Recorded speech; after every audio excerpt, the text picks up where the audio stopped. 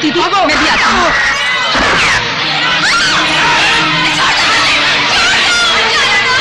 तुम अंदर चलो। नहीं बाबूजी मैं कहता हूँ तुम अंदर चलो। बाबूजी तुम बाहर नहीं आओगी।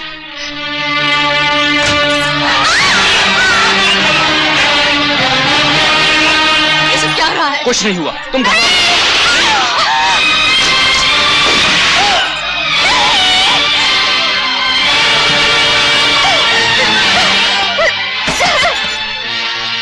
राणा समेट लो ये सब।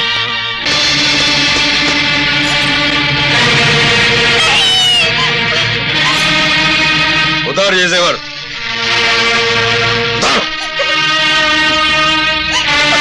अरे चांद प्यारी है तो भाग भाग। जा।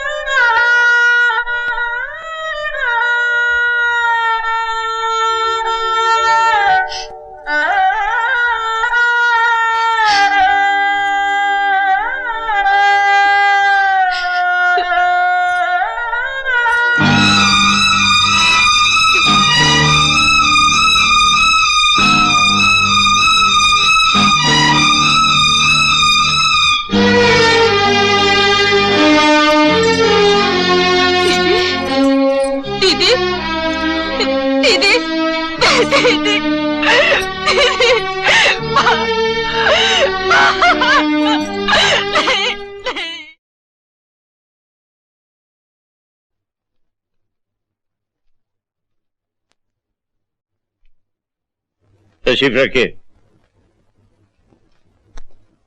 आज की इस प्रेस कॉन्फ्रेंस में आप सब प्रेस वालों को यह पूछने के लिए बुलाया गया है कि आप लोग पुलिस पर इतना कीचड़ क्यों उछालते हैं। हमने पुलिस के खिलाफ आज तक कोई कीचड़ नहीं उछाला। आज तक अखबार में जो भी छपा है वो सच्चाई है, जनता की आवाज है। कत्ल और डकैती के वाकयात दिन ब दिन बढ़ते जा रहे हैं और पुलिस कुछ नहीं कर रही है। पुलिस के होते हुए जनता अपने आप को असुरक्षित महसूस कर रही है। ये इल्जाम सरासर गलत है। अगर पुलिस न होती तो आप लोग इस तरह आराम से यहाँ बैठे न होते। आप लोग सिर्फ अपने अखबार की बिक्री बढ़ाने के लिए पुलिस को बदनाम करने की कोशिश करते हैं। ये तरीका गलत है। प्रेस को अपनी जिम्मेदारी समझनी चाहिए और पुलिस को भी तो अपनी जिम्मेदारी समझनी चाहिए। कौन है आप? अंदर कैसे आई? तुम कुंवर विक्रम सिंह की बेटी हो? जी हाँ। मुझे अफसोस है बेटी कि तुम्हारे साथ इतनी बड़ी ट्रेजेडी हुई। क्या मैं पूछ सकती हूँ कि इतने दिन गुजर जाने के बाद भी पुलिस उन हत्यारों को क्यों नहीं गिरफ्तार कर पाई? उन डाकुओं को पकड़ने के लिए पुलिस दिन रात कोशिश कर रही है। गांव-गांव में नई चौकियां कायम की जा रही हैं। उन्हें पकड़ने के लिए सरकार ने इनाम की रकम भी दुगनी कर दी। इनाम की रकम दुगनी करके आप लोग आराम से बैठे हैं, ये सोच के कि इनाम की लालच से लोग उन डाकुओं को पकड़ लाएंगे और आप उन्हें सजा दिलवाएंगे। अगर पुलिस के हजारों जवान बंदूकों के होते हुए उन डाकुओं को नहीं पकड़ सके तो इन निहत्थे लोगों से आप क्या उम्मीद लगाए बैठे हैं? डीआईजी साहब, लोग इस वर्दी की बहुत इज्जत करते हैं। इतनी देर मत कीजिए कि लोगों का इस वर्दी पर से विश्वास उठ जाए और वो बदला लेने के लिए कानून अपने हाथों में ले लें।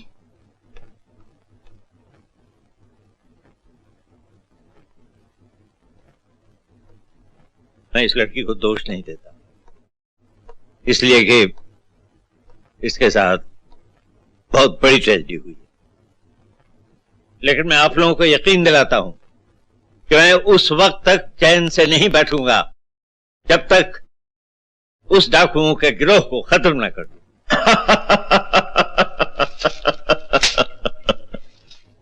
नाग सिंह के गिरोह को पकड़ने के लिए डीआईजी को अभी 7 जन्म और लेने पड़ेंगे। फिर भी ठाकुर, अगर हमने डीआईजी की इस चुनौती का जवाब नहीं दिया तो वो ये समझेगा कि हम लोग उससे डर गए। ए बेवकूफ, हम इस चुनौती का जवाब भरपूर देंगे।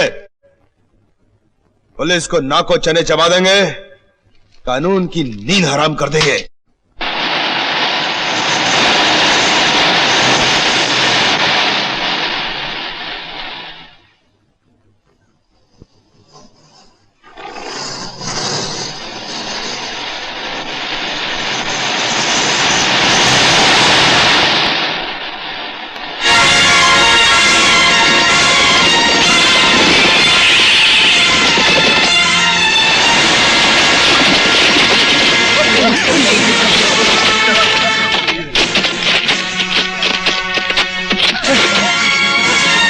गाड़ी उधर लो।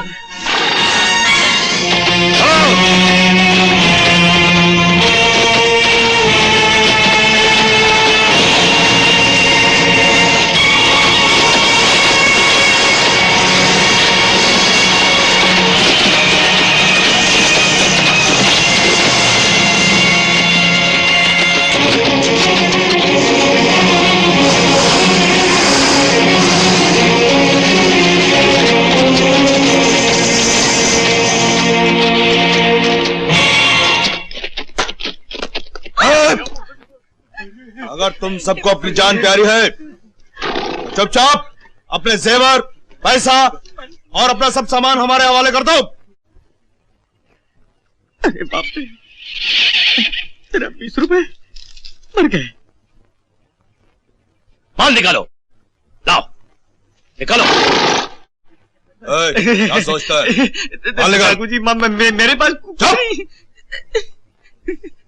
इसका आप क्या करेंगे? देखो सिर्फ 20 रुपए है मेरे पास।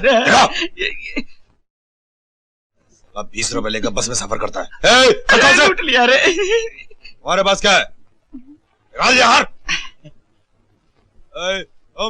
माल तो बहुत ज्यादा है, सौदा बुरा नहीं है।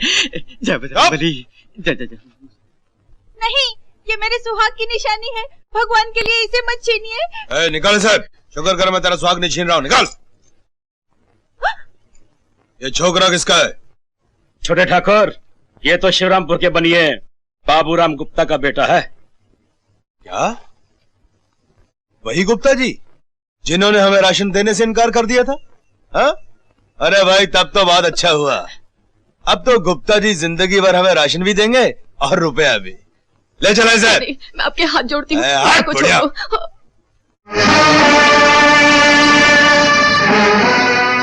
इस बच्चे ने तुम्हारा क्या बिगाड़ा भाई? हम खुश हुए। भूप सिंह से सवाल पूछने वाला कोई माई का लाल तो है इस बस में?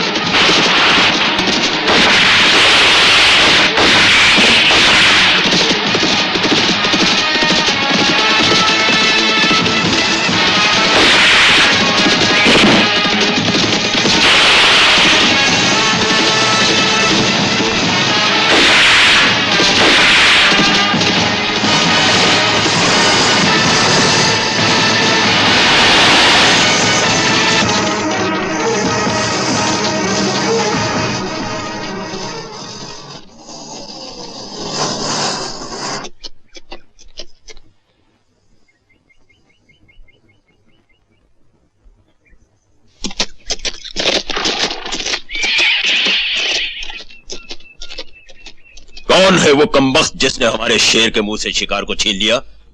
अगर मुझे उसका नाम और पता मालूम होता बड़े भैया, तो आज मेरे झुके हुए सर की बजाय उसका कटा हुआ सर आपके कदमों में होता। लेकिन तुमने अपने दुश्मन का कटा हुआ सर न लाकर हमारे गिरोह के सर को नीचा किया है, हमारी मान मर्यादा को मिटा दिया है। तुम्हें इस जुर्म की सजा मिलेगी। हमारे गिरोह के कानून सबके लिए एक जैसे हैं भूप सिंह। याद है जब गजराज सिंह ने ऐसी भूल की थी तो उसे अपने किए की सजा भुगतनी पड़ी थी, और जब महावीरा ने यही गलती की तो उसे भी मैंने मुआफ नहीं किया था। और तुम्हें मैं सिर्फ इसलिए छोड़ दूं कि तुम मेरे छोटे भाई हो। नहीं भूप सिंह नहीं, अगर मैंने तुम्हें इस जुर्म की सजा नहीं दी तो मेरे गिरोह के लोगों का मुझ पर से विश्वास ही उठ जाएगा। लेकिन बड़े ठाकुर, ये छोटे ठाकुर की पहली भूल है। भूल ही होती है शमशेर सिंह, और ये मत भूलो कि कभी कभी पहली भूल ही आखिरी भूल हो जाती है। भूप सिंह को अपनी नाकामी की सजा भुगतनी पड़ेगी। मैं किसी सजा से नहीं डरता बड़े भैया। मुझे बस थोड़ी सी मोहलत चाहिए। भवानी माँ की कसम, मैं अपने दुश्मन का नामो निशान मिटा दूंगा। माँ भवानी हमें शक्ति का वरदान इसलिए देती है कि हम उसकी दी हुई शक्ति का सही इस्तेमाल कर सकें, वरना वो हमसे शक्ति छीन लेती है। जो डाकू हथियार होते हुए उसका इस्तेमाल ठीक से न कर सके, उसे अपने पास हथियार रखने का कोई हक नहीं। बंदूक मुझे दे दो। नहीं बड़े भैया, मुझसे मेरी बंदूक मत छीनो। तुम तो जानते हो कि जब तक डाकू की बंदूक चलती है उसकी सांस चलती है। बंदूक के बिना डाकू मुर्दे से भी बदतर होता है। अगर अपनी बंदूक वापस चाहते हो तो पहले जाकर दुश्मनों से बदला लो।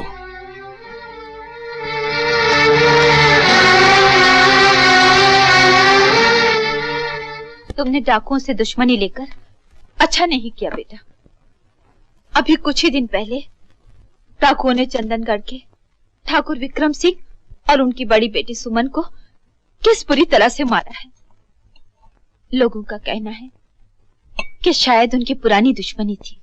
अरे एक मिलिट्री के कर्नल की बीवी और एक बहादुर पुलिस ऑफिसर की मां होकर तुम ऐसी बुजदिली की बातें करती हो। डाकू सिर्फ निहत्थे और बेबस लोगों पर वार करते हैं, लेकिन पुलिस ना तो निहत्थी है और ना ही बेबस। तुम देखना कुछ दिनों के अंदर पुलिस किस तरह से डाकू का नामो निशान तक मिटा डालती इस इलाके से।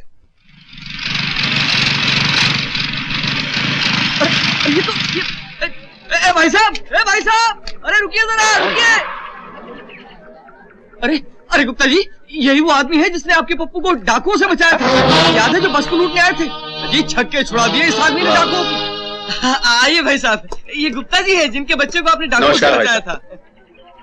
उन डाकुओं से मेरे बच्चों को बचाकर आपने मुझे बहुत मेहरबानी की। देखिए, मैं पुलिस की नौकरी करता हूँ, लोगों को चोर डाकुओं से बचाना मेरा फर्ज है। आप कर्नल महेंद्र प्रताप सिंह जी के सपुत्र हैं? जी हाँ, बिल्कुल सही पहचाना आपने। भाई साहब, मैं इस दुकान के पीछे रहता हूँ। अच्छा, अगर कुछ खिदमत हो तो याद कीजिएगा।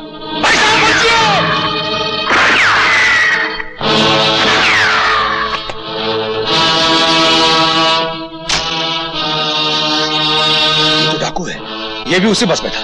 बास्टर्ड।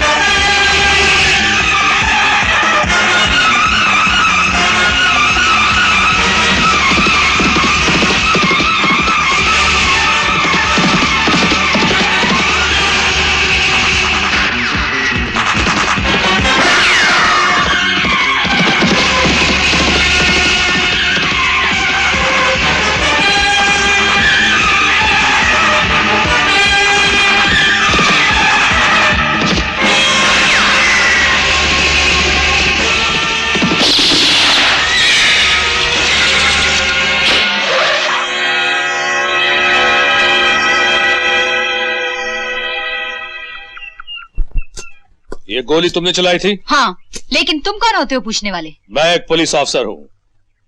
तुम्हारी वजह से वो डाकू मेरे हाथ से निकल गया। पुलिस के हाथों से तो डाकू अक्सर निकल जाया करते हैं। अच्छा, क्या मैं पूछ सकता हूं देवी जी, पुलिस के बारे में आपकी इतनी अच्छी राय कैसे हुई? क्योंकि कहने के लिए तो पुलिस जनता की रक्षा के लिए होती है, लेकिन आज तक देखा गया है कि जब भी पुलिस उन तक झूठी तसल्ली देने के लिए पहुंचती है, उनका सब कुछ जालिमों के हाथों लुट चुका होता है। क्या तुम्हारे साथ भी कभी ऐसा हुआ है? हाँ ऑफिसर। कहीं तुम अनूपगढ़ के ठाकुर विक्रम सिंह की वो मेरे पिता थे। ओह आई एम सॉरी। विश्वास करो, उन तमाम डाकों को बहुत जल्द खत्म कर दिया जाएगा। पुलिस पे भरोसा रखो। नो थैंक यू ऑफिसर, मुझे पुलिस से ज्यादा अपनी बंदूक पर भरोसा है। छोटे ठाकुर, जिस दुश्मन को गोली मारने के लिए आप तड़प रहे हैं, उसका पता चल गया है। कौन है वो? देवेंद्र प्रताप सिंह, रामगढ़ गांव के कर्नल महेंद्र प्रताप सिंह का बेटा। मैं उस गांव की धरती को अपने दुश्मन के खून से रंग दूंगा। रामगढ़ की धरती पर, वहां के हर मकान पर उसके खून के छींटे होंगे।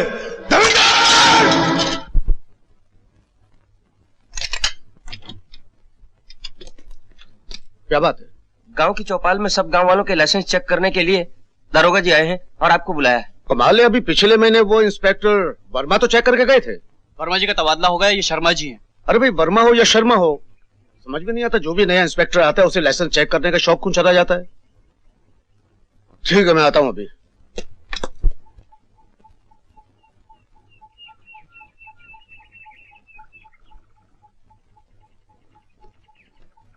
नमस्ते दरोगा जी।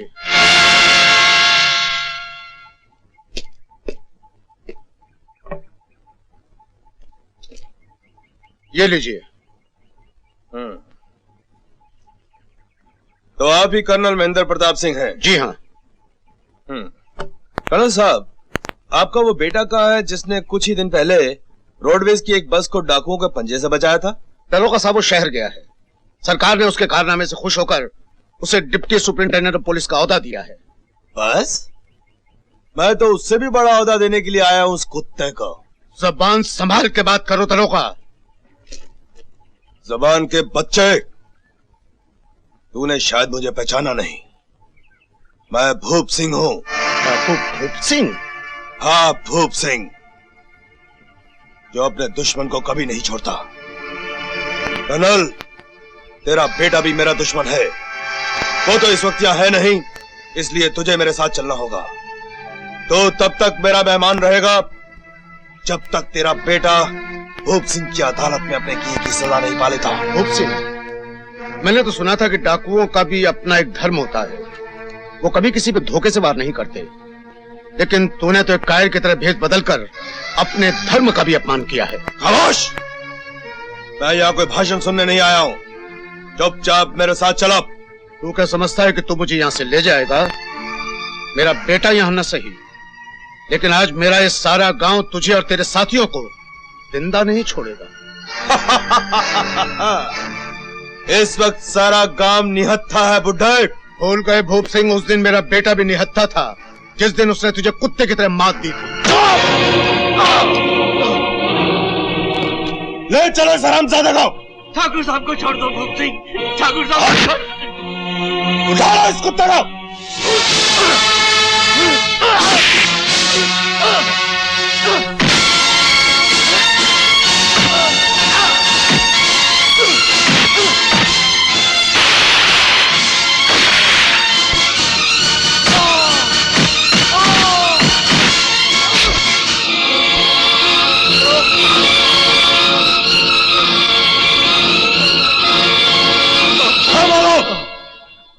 मैं इस बुड्ढे के खून से अपने हाथ नहीं रखना चाहता था, लेकिन इस हरामजादे ने अपनी मौत को खुद ललकारा है।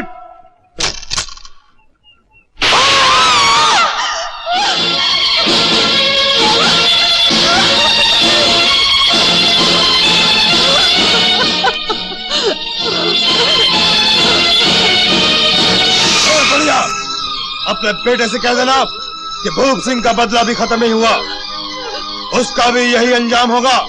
चलो।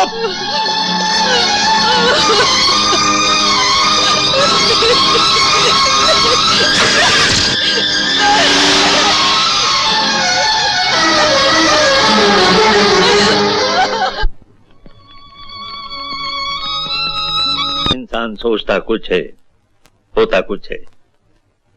आज मैं तुम्हें बस वाले हादसे में डाकुओं के पंजे से बेगुनाह इंसानों की जान बचाने की मुबारकबाद देने आने वाला था, लेकिन अफसोस कर्नल साहब की अचानक और बेवक्त मौत तसल्ली के 2 लफ्ज भी तो नहीं ला सका जो तुम्हारे दिल का बोझ हल्का हो सके। लेकिन मैं वादा करता हूं कि जिन डाकुओं ने कर्नल साहब की जान ली है, मैं उन्हें। सर, आपसे मेरी एक दरख्वास्त है, अगर हो सके तो मेरा तबादला एंटी डकॉटी यूनिट में करवा दीजिए, ताकि जिन डाकुओं ने मेरे सर से बाप का साया छीना है वह मेरी तरह दूसरों को अनाथ न कर सके। इससे ज्यादा खुशी की और क्या बात हो सकती। एंटी डकॉटी यूनिट को तुम्हारे जैसे ऑफिसर की ही जरूरत है। मैं फौरन ही ऑर्डर पास करवा देता हूं। Thank you sir. भूप सिंह बड़ा जालिम आदमी है बेटा, मेरा कहना मानो, उसका ख्याल छोड़ दो। कैसे छोड़ दूं बाबा?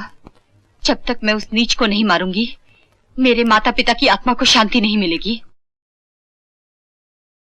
मैं तुम्हारे हाथ जोड़ती हूँ बाबा, मेरी मदद करो, किसी भी तरह उस तक पहुंचने का रास्ता बताओ। बेटा भी तो उसके गिरोह में है।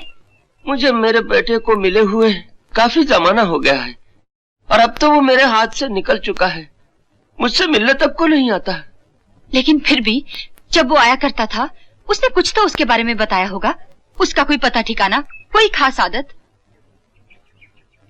हाँ, एक बार कहा था कि भूप सिंह को नाच गाना सुनने का बहुत शौक है। अगर उसको ये पता चल जाए कि कोई नई तवायफ यहाँ इस शहर में आई हुई है, तो वो सब काम छोड़कर उसके कोठे पर जरूर जाएगा।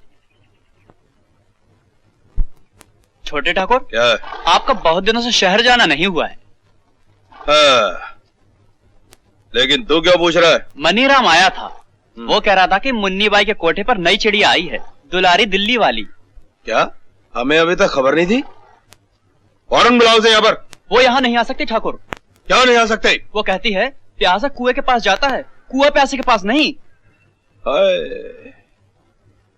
वो सारी तबाही भी क्या हुई जो अदा न दिखाए। ठीक है दुलारी भाई, हम तुम्हारे पास आएंगे। कौन है तुम? भूप सिंह, तूने इतने खून किए हैं कि शायद तुझे याद भी नहीं होगा कि तूने एक मासूम लड़की के डोले उठने से पहले उसे अर्थी में बदल डाला था। सिंह की बेटी? हाँ, ठाकुर विक्रम सिंह, आज मैं तुझे छोड़ूंगी नहीं।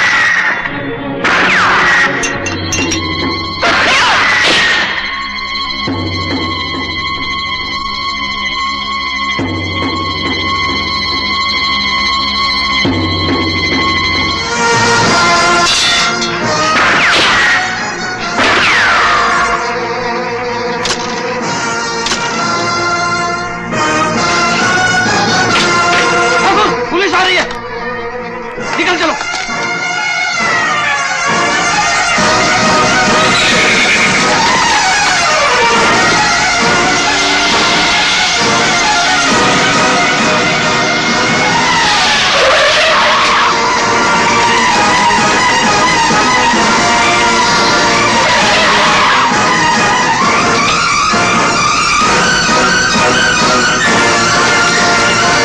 क्या हुआ? भूप सिंह भाग गया।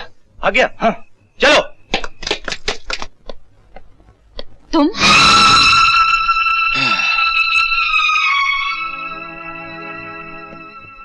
किरण, तुम इस तरह अकेली खतरे मोल मत लिया करो, किसी भी दिन डाकुओं की बेरहमी का शिकार बन जाओगी। तो तुम क्या चाहते हो?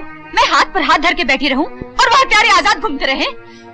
तुम्हें तो तुम्हारे कानून ने पत्थर दिल बना दिया है, इसीलिए तुम अपने पिता की मौत भी भूल सकते हो। लेकिन मैं कैसे भूल सकती हूँ अपने माता पिता को, जिनकी ममता के साए में पलकर मैं बड़ी हुई हूँ? कैसे भूल सकती हूँ उस बहन को जिसके सुहाग के फूल खिलने से पहले ही मुरझा गए? कैसे भूल सकती हूँ कि इस हवेली में कभी मेरा भी हंसता खिलता संसार था? मैं तुम्हारे दुख को समझता हूँ किरण, लेकिन इतने बड़े गिरोह का तुम अकेली मुकाबला नहीं कर सकती। और फिर तुम ये क्यों भूलती हो कि वो सिर्फ तुम्हारे ही दुश्मन नहीं बल्कि मेरे भी दुश्मन है, और मैं उन्हें अब ज्यादा दिनों तक जिंदा नहीं रहने दूंगा।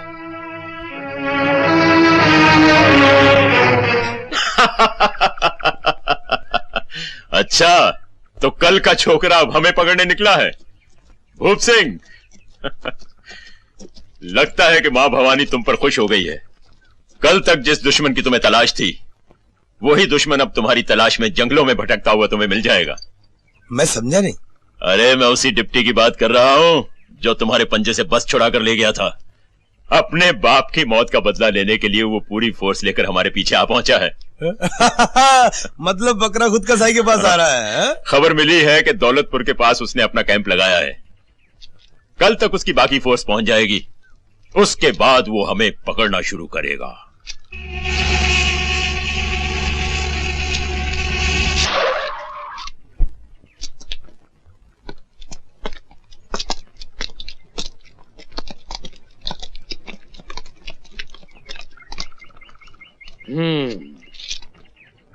ये इस इलाके का नक्शा है। हम यहां पे हैं। हमारी खबर के मुताबिक डाकू यहीं कहीं आसपास छुपे हुए हैं। उन्हें यहां होना चाहिए। बाहर आने जाने के लिए इस पुल का इस्तेमाल करते होंगे वो, और ये जरूरी है कि इस रास्ते से गुजरते होंगे और इस झील से पानी पीते होंगे।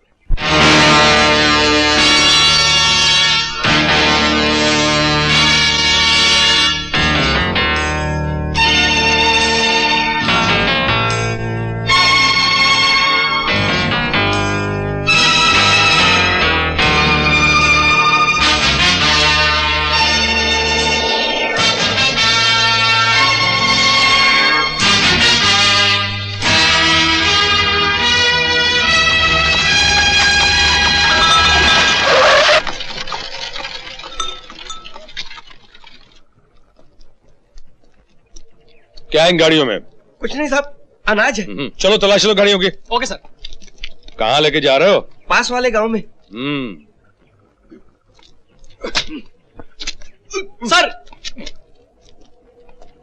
सर ये देखिए, इन गाड़ियों में बंदूकें भरी पड़ी हैं। कहां से ये बंदूकें ला रहे हो? मालूम नहीं साहब। किसके लिए ले जा रहे हो ये बंदूकें? कुछ पता नहीं सर। बता नहीं तो जान से मार दूं। बोल। बताता हूँ। वो नाग सिंह है ना, नाग सिंह। कहां है नाग सिंह?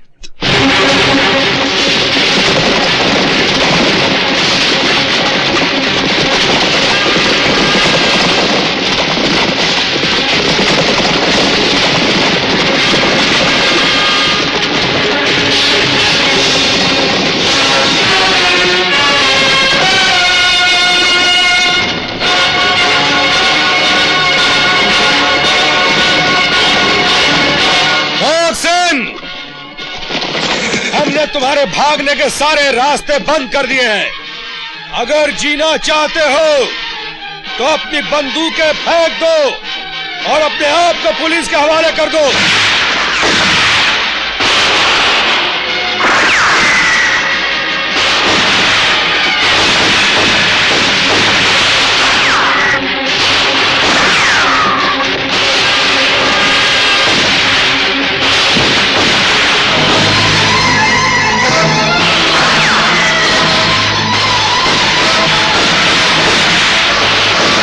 वापिस चलो, चलो।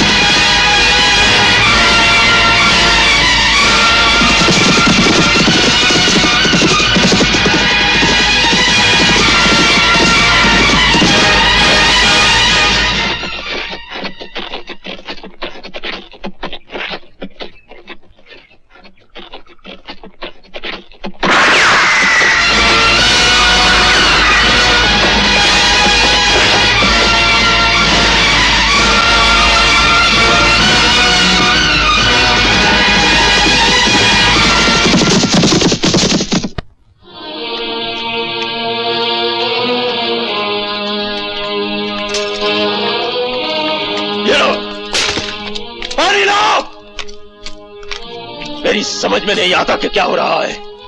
हमारी शक्ति दिन ब दिन कम होती जा रही है। हमारा अनाज, खाना पीना, गोलियां, हथियार सब कुछ खत्म होते जा रहे हैं। यहां तक कि हमारी नींद और हमारा सोना जागना भी हराम हो गया है। और अगर कुछ दिन यही हाल रहा तो एक दिन ये डिप्टी हमारा सारा गिरोह खत्म कर देगा। बंधुओं, जब जब देश में धर्म का नाश होता है और वीर पुरुषों में निराशा आने लगती है तो देश बंधु जैसा महान पुरुष पैदा होता है। मैं आप लोगों की समस्या का समाधान ढूंढ कर लाया हूँ। क्या समाधान? आत्मसमर्पण यानी कि सरेंडर। देश बंधु, हमारा दिमाग तो खराब नहीं हो गया है? सरेंडर का मतलब समझते हो? जिंदगी भर जेल में चक्की पीसनी पड़ेगी। तो मत पीसो जेलों में चक्की, मरवा दो अपने साथियों को कीड़े मकड़ों की तरह से। मैं तो आप लोगों को बचाने का उपाय सोच करके आया था। मित्रों, मौके की नजाकत को समझो। चुनाव आ रहा है, इस वक्त आत्मसमर्पण करने के क्या फायदे ये जानते हैं आप? सारी पुलिस फोर्स जो कि शिकारी कुत्ते की तरह से आपके पीछे पड़ी हुई है, सरकार उसे वापस बुला ले। और वो आपका जानी दुश्मन डिप्टी खून का घूंट पीकर रहेगा। वो तो ठीक है नेताजी, लेकिन बागी जब एक बार पुलिस के हत्थे चढ़ जाता है ना, तो कोर्ट कचहरी और जेल के चक्कर में उसकी सारी जिंदगी खत्म हो जाती है। इस समस्या का हल मैंने सोच लिया। इस वक्त कितने बागी होंगे आपके गिरोह में? तो 40 बचे होंगे। 40 में से सिर्फ अभी 20 बागी आत्मसमर्पण करें। और बाकी 20 का क्या होगा? तब हमारे आत्मसमर्पण करने वाले 20 बागियों पर अदालत में मुकदमा चलेगा, तो बाकी के आजाद 20 बागी गवाहों को डराने और धमकाने का काम करेंगे। इस तरह से कोई भी गवाह अदालत में जाकर के हमारे बागियों की शिनाख्त नहीं कर सकेगा और हमारे सारे बागी बेकसूर छूट जाएंगे। जब सारे बागी छूट जाएंगे तो बाकी के बच्चे हुए बागियों का फिर आत्मसमर्पण करवा देंगे। देश बंधु जी, आपकी स्कीम तो बहुत अच्छी है, लेकिन जब सरकार हमसे आत्मसमर्पण की वजह पूछेगी तो हम क्या जवाब देंगे? उस वक्त मैं जाकर सरकार से कहूंगा कि बागियों के दिल बदल चुके हैं, वो अब हिंसा की जिंदगी से ऊब चुके हैं, अब वो अमन पसंद शहरियों की तरह से अपनी जिंदगी बिताना चाहते हैं। देश बंधु, क्या सरकार तुम्हारी बातों पर विश्वास कर लेगी? तो नहीं करेगी। सरकारी मशीनरी में ऊपर से लेकर के नीचे तक मेरा पौवा है। बड़े बड़े नेताओं की नाक का बाल हूं मैं। अगर आप आज्ञा दे तो आज ही से नाटक शुरू कर देता हूं। तो ठीक है देश बंधु, तुम पासा फेंको। अगर तुम्हारी चाल कामयाब हो गई तो हम भी तुम्हें खुश कर देंगे। अरे देश बंधु जी, नमस्कार साहब। बहुत दिनों के बाद दर्शन दिए। क्या बताऊं, आप तो जानते हैं चुनाव में बसता। अरे जरूर जीतेंगे आप, इतनी मेहनत जो कर रहे हैं। अरे क्या बताऊं साहब, मुझे तो डर लग रहा है कि कहीं मेरी जमानत जब्त ना हो जाए। क्यों? अजय साहब, ये डाकुओं की समस्या एक बहुत बड़ी समस्या बन गई है। मेरे जैसा लोकप्रिय नेता जिस मंच पर जाकर भाषण करता है तो जनता एक ही बात करती है कि भले ही गरीबी को बाद में हटाओ, डाकुओं को पहले हटाओ। अब आप ही बताइए, मैं चुनाव कैसे जीतूं? आप फिक्र न कीजिए, अब उनका खेल खत्म हो गया है। हमारी एंटी डकैती यूनिट के इंचार्ज देवेंद्र प्रताप सिंह ने डाकुओं को नाखून चलने चबा दिए हैं। अब वो सब पे सब मारे जाएंगे। सरकार, मैं एक प्रश्न पूछना चाहता हूँ, क्या देवेंद्र प्रताप सिंह जी की गोली से हर डाकू मारा जाएगा? जी नहीं, कुछ उसमें से मारे जाएंगे, कुछ पकड़े जाएंगे और कुछ भाग जाएंगे। और वो भागने वाले हिसियानी बिल्ली की तरह अपने साथियों का बदला लेने के लिए निर्दोष गांव वालों का खून बहाएंगे। इसमें आपके महकमे की बदनामी होगी, प्रेस आप पर कीचड़ उछालेगी, हमारे जैसे नेता आपके पीछे पड़ जाएंगे। मेरे पास एक रास्ता ऐसा है जिससे सांप भी मर जाए और लाठी भी न टूटे, वही विनोबा जी वाला रास्ता। क्या आपका मतलब है सरेंडर? जी हाँ, आत्मसमर्पण। क्या बात करते हैं? सरेंडर वो लोग करते हैं जिनके दिल बदल जाते हैं, लेकिन ये दोनों भाई नाग सिंह और भूप सिंह पत्थर के बने हुए हैं, ये कभी नहीं बदलेंगे। सरकार, मेरा नाम देश बंधु है। एक बार मुझे सांप ने काट लिया था तो सांप मर गया था, फिर ये तो डाकू हैं, इनका हृदय परिवर्तन करवाकर आपके चरणों में लाकर डाल देना, ये मेरा काम।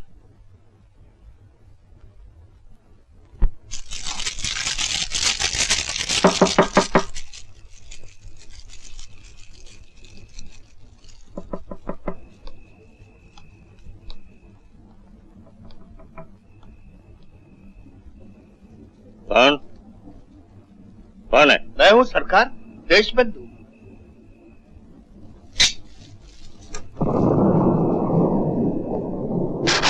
अंदर आइए।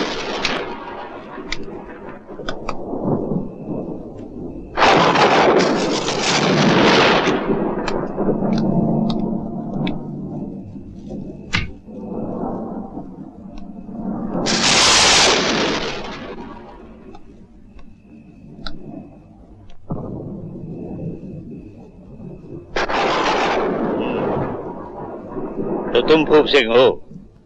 जी हाँ। देखो भूप सिंह, सरकार उस वक्त तक तुम्हारा सरेंडर मंजूर नहीं करेगी जब तक सरकार को यकीन न हो जाए कि ये सरेंडर अच्छे जज्बे के साथ किया जा रहा है।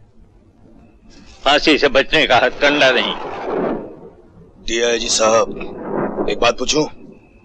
पिछले 5 वर्षों में कितने डाकुओं को फांसी दिला चुके हैं आप? हम चाहें तो जिंदगी भर कानून से आंख मिचौली खेल सकते हैं, पर साहब अब इस बाप की जिंदगी से दिल भर गया है। ये भी कोई जिंदगी है हमारी? हम जंगलों में मारे मारे फिरते हैं, घर होते हुए भी हम लोग बेघर हैं। साहब अब घर की याद आती है, बीवी बच्चों की याद आती है। तुम्हारा भाई नाग सिंह क्यों नहीं सरेंडर करता? उसका नाम मत लीजिए साहब, वो खुद तो डूबा और मुझे भी ले डूबा। वो कानून में भरोसा नहीं करता, लेकिन मैं फिर भी उसे समझाने की कोशिश करूंगा। सर, ये आत्मसमर्पण एक धोखा है, साजिश है, फरेब है। ये डाकू सिर्फ पुलिस की गोली से और फांसी से बचने के लिए हथियार डाल रहे हैं। आप मुझे 10 दिनों की मोहलत और दीजिए सर, मैं डाकू भूप सिंह को जिंदा या मुर्दा आपके हवाले कर दूंगा। That's my promise sir. और इन 10 दिनों में कितनी बस्तियां उजड़ जाएंगी, कितने बेगुनाह मारे जाएंगे, इसका एहसास है तुम्हें? भूप सिंह को अच्छी तरह से परखने के बाद ही मैं इस नतीजे पर पहुंचा हूं कि उन सब की आत्मा बदल चुकी है, उनके दिल बदल चुके हैं। Impossible sir. कल तक जो लोग खूनी दरिंदे थे, अचानक आज उनके दिल कैसे बदल गए? वाल्मीकि का भी दिल एक दिन अचानक बदल गया था और वो डाकू से महात्मा बन गए थे। सर, अगर ये डाकू लोग भी महात्मा बन गए तो इन्हें अपने गुनाहों की सजा भुगतनी चाहिए। अगर उनका सरेंडर सच्चा है तो 40 डाकुओं में से सिर्फ 20 डाकू ही सरेंडर क्यों कर रहे हैं? इसके पीछे जरूर कोई चाल है सर। नहीं, इसमें कोई चाल नहीं है। नाग सिंह को कानून पे भरोसा नहीं, फिर भी भूप सिंह ने वादा किया है कि वो नाग सिंह को कानून के सामने हथियार डालने के लिए तैयार करेगा। नाग सिंह हथियार कभी नहीं डालेगा सर। तुम उनके खिलाफ इसलिए बोल रहे हो कि उन्होंने तुम्हारे पिता का कत्ल किया है। तुम ये क्यों नहीं समझते कि हम उन्हें गिरफ्तार करेंगे, उन्हें जेल में रखेंगे, उन पे बाकायदे मुकदमे चलेंगे, उनको सजाएं मिलेंगी। इससे पहले जितने डाकुओं ने सरेंडर किए हैं उनमें से कितनों को सजाएं मिली है। ये डाकू सरेंडर करके अपने पापों का प्रायश्चित नहीं करते, बल्कि अपने लिए आजादी खरीदते हैं। मैं कुछ नहीं कर सकता, सरेंडर के ऊपर से ऑर्डर्स आ चुके हैं। ये ऊपर वाले कौन होते हैं सर? जान पे खेल के डाकुओं का मुकाबला करते हैं हम लोग, सीने पे गोलियां खाते हैं हम लोग, और जो कामयाबी बिल्कुल सामने नजर आ रही है तो ऊपर वालों ने फैसला कर दिया कि हम इन डाकुओं को मारने के बजाय इनकी हिफाजत करें। No sir. देव, अपना सर्विस रिवॉल्वर मुझे दे। क्या? ओ, मैं तो भूल ही गया था सर कि डाकुओं की शर्तों में से एक शर्त यह भी है कि आत्मसमर्पण से पहले उनके सारे दुश्मनों के सारे हथियार जब्त कर लिए जाए। और मुझसे बड़ा उनका दुश्मन और कौन हो सकता है? लेकिन सर, आपको मालूम होगा कि दुनिया में जितने सारे खून हुए हैं आज तक, अक्सर बगैर लाइसेंस के हथियार के साथ हुए।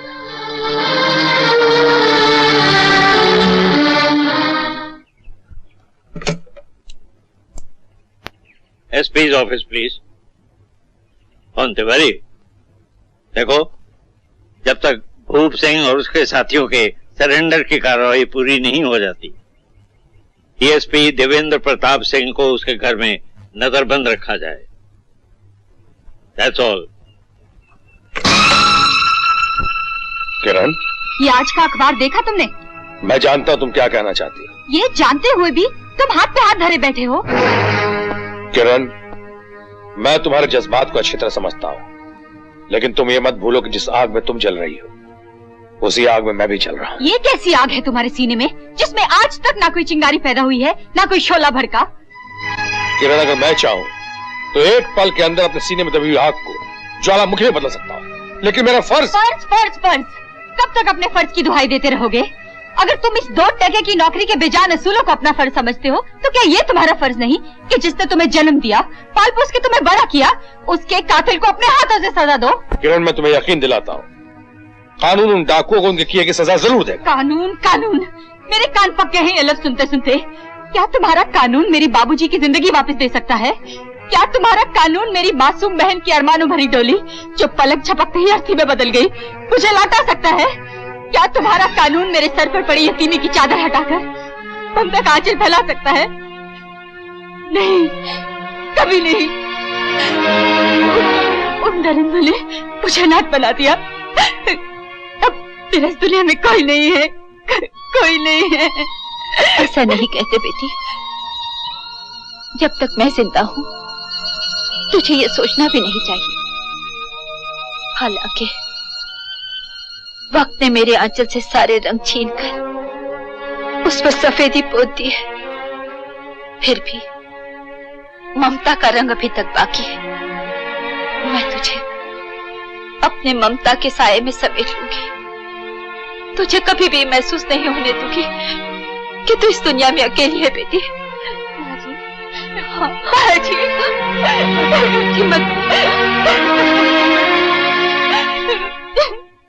आदरणीय राज्यपाल महोदय, बहनों और भाइयों, आज कानून का सर गर्व से ऊंचा हो गया क्योंकि कानून ने उन लोगों को सम्मान दिया है जो कानून के साथ हमेशा खिलौना समझ करके खेला करते थे। एक पुरानी कहावत है कि सुबह का भूला हुआ अगर शाम को भी वापस आ जाए तो उसे भूला हुआ नहीं कहते। इसलिए मैं आपसे प्रार्थना करूंगा कि पुलिस के महकमे के साथ साथ आप लोग भी इनसे सहानुभूति का बर्ताव करें ताकि ये देश के अच्छे नागरिक बन सके। अब मैं ठाकुर भूप सिंह जी और उनके साथियों से प्रार्थना करूंगा कि वो अपने हथियारों सहित राष्ट्रपिता महात्मा गांधी जी के चरणों में आत्मसमर्पण करें। पधारिए ठाकुर।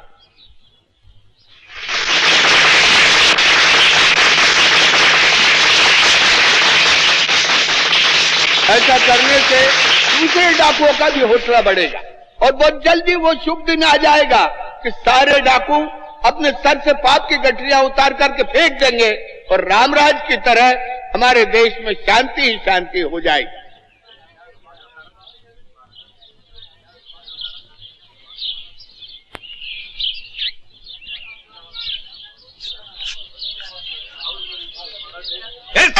नहीं, जेब काट रहा हूँ। अरे ये तो मेरा बटुआ है। तो मैं कौन सा कह रहा हूँ मेरा यार, ये आपकी जेब के ऊपर था, नीचे गिर जाता कोई उठा लेता, इसलिए निकाल कर आपको दे रहा था। निकाल कर दे रहा था। साले पुलिस वाले की चोरी करते हैं? नहीं, चलो ले चलो। अरे क्या कर रहे हो यार, आज कितना शुभ दिन है, काय को मेरी मुसीबत करते हो? क्या अच्छा मौसम है? नहीं चलो, अरे सुनो।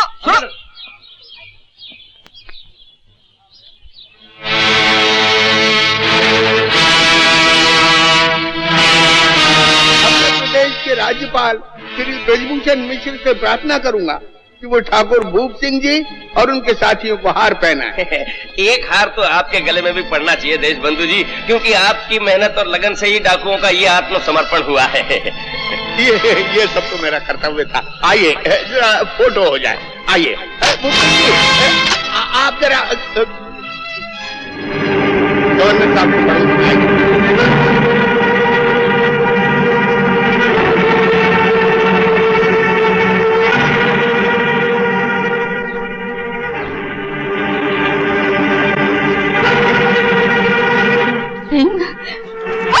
क्या कर रही हो? मैं उस हत्यारे को छोड़ूंगी नहीं। मेरी बंदूक की हर गोली में भूप सिंह का नाम लिखा है। तुम्हारी एक गोली चलने पे हजारों गोलियां चल रही। उसकी कोई परवाह नहीं। मैं उस हत्यारे को कभी नहीं छोड़ूंगी। छोड़ दो इसे। छोड़ो मैं कहता हूँ।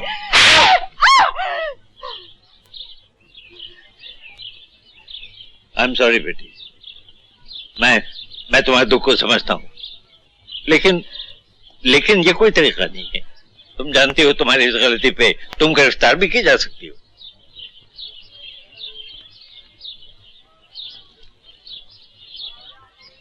अरे बड़े ठाकुर भूप सिंह जी देश के गृह मंत्री जी के साथ बैठे हुए हैं। जी, आपने तो कमाल कर दिया। अजी कमाल अभी कहाँ किया, ये देखिए ना कमाल तो। आज ही पुलिस के साथ भूप सिंह जी। जय भवानी, जय भवानी। अजी असली जलवा तो अब देखिए, भूप सिंह जी गवर्नर जी के साथ। अरे वाह, हमारा भूप सिंह तो गवर्नर साहब के गले में हाथ डाले खड़ा है। ऐसा नहीं है ठाकुर साहब, भूप सिंह जी ने गले में हाथ नहीं डाला, बल्कि गवर्नर साहब ने भूप सिंह जी के गले में हाथ डाला है। अरे वाह, देशबंधु जी आपने तो सचमुच चमत्कार कर दिखाया। जी इतना न करता तो देश बुरा मान जाता। अच्छा ये बताइए, हमारे भूप सिंह और बाकी साथियों को किसी किस्म की तकलीफ तो नहीं ना? आप तकलीफ की बातें कर रहे हैं, बल्कि ये पूछिए कि संसार का कौन सा सुख उन्हें वहाँ प्राप्त नहीं है। भूप सिंह जी और उनके साथी सरकारी दामाद बन गए हैं। क्या मतलब? उन्हें एक क्लास मिला है। सचमुच? हाँ, भूप सिंह जी का दिल बहलाने के लिए जेलर साहब से कह करके मैंने उनके कमरे में कलर टीवी भी रखवा दिया है। अरे वाह देशबंधु। तेरा क्या होगा कालिया? सरदार, मैंने आपका नमक खाया सरदार। अब गोली खा।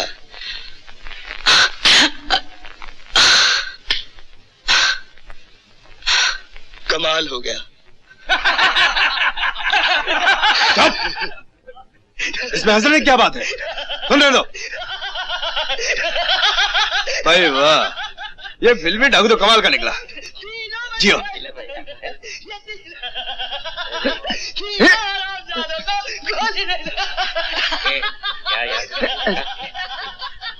ये यार अबे सामने, अबे आओ मुच्छर, अबे सामने से हट, हमें भी देखने देना। मेरे बाप ने भी कभी टीवी देखा है? क्यों, तेरे बाप ने कभी देखा था? अबे इसका बाप होता तभी देखता ना। क्या कहा हरामजादे? छोटे ठाकुर, छोटे ठाकुर,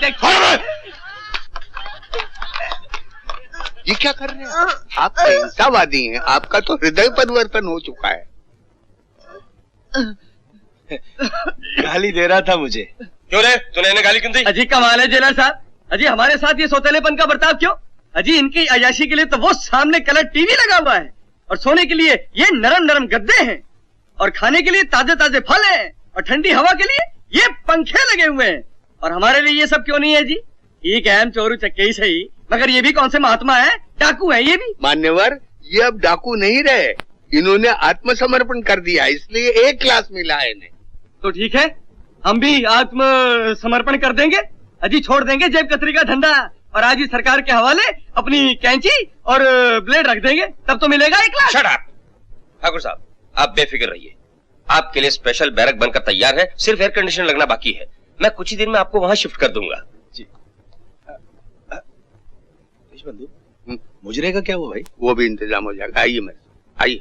शंकर, ये तो कोई नेता लग रहा है। अबे नेता क्या, भड़भूंजा लगता है साला शक्ल से, मगर ये घुसर फुसर क्या कर रहा है?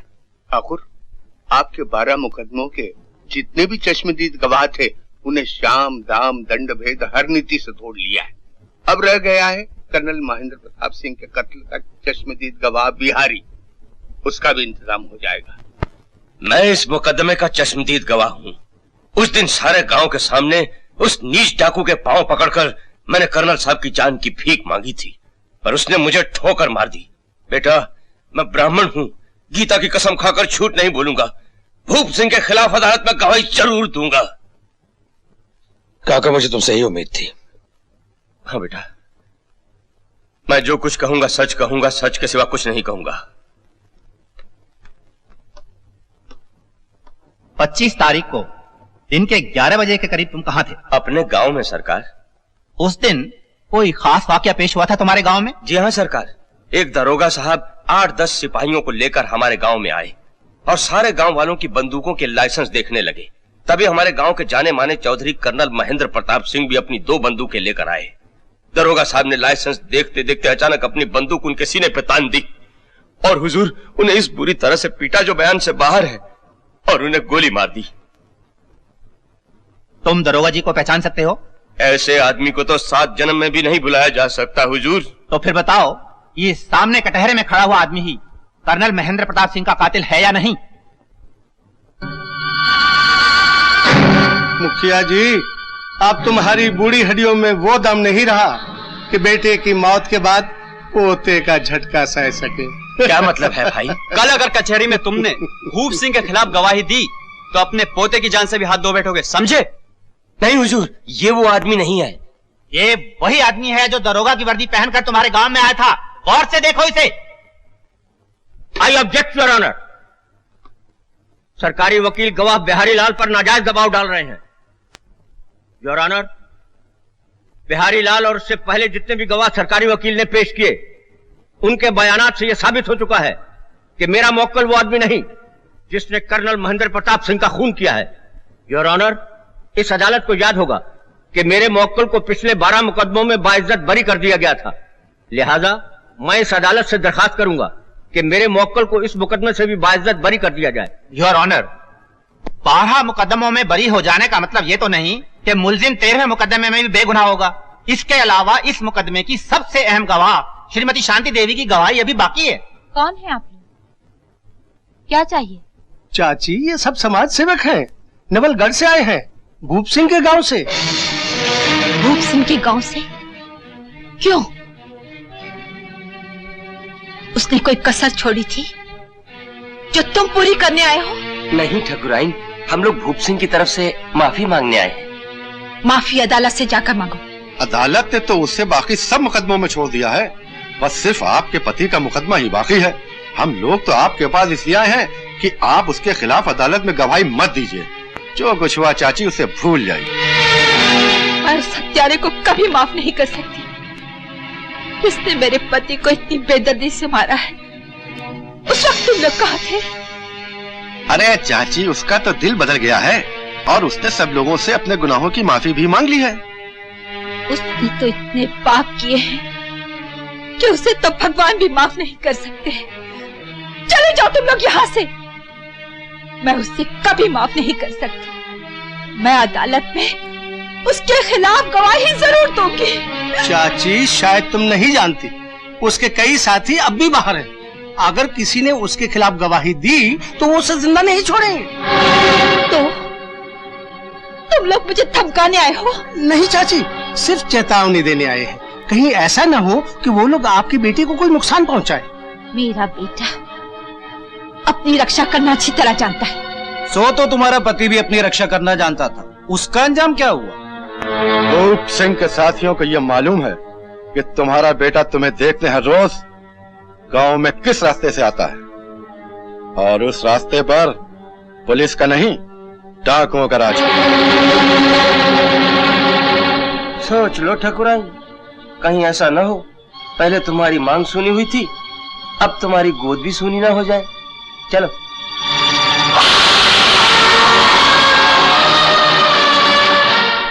मां, तुम्हें डरने की कोई जरूरत नहीं है।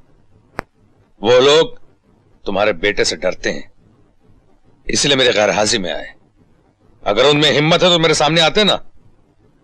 मां, तुम गवाही दोगी और जरूर दोगी।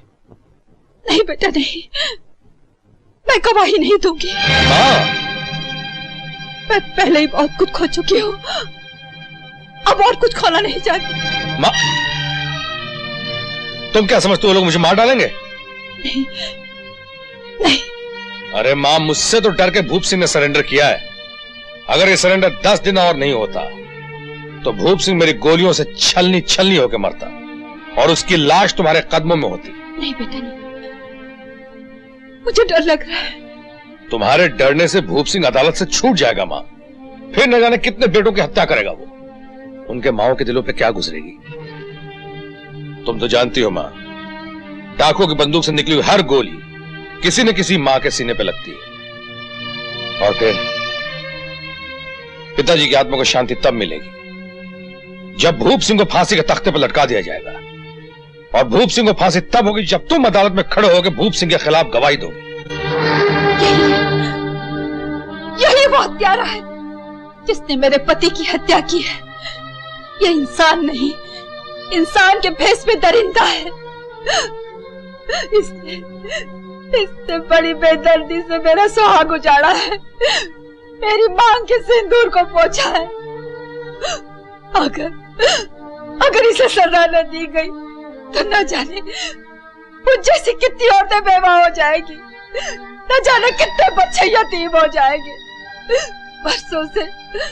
परसों से मेरा बेटा जिस कानून की रखवाली करता आया है, उसे कानून के आगे मैं झोली में लाकर भीख मांगती हूँ। मेरे पति के हत्यारे को माफ न किया जाए, इसे मौत की सजा दी जाए, इसे फांसी पर लटका दिया जाए, इसके टुकड़े टुकड़े कर दिया जाए, इसके टुकड़े टुकड़े कर दिया जाए।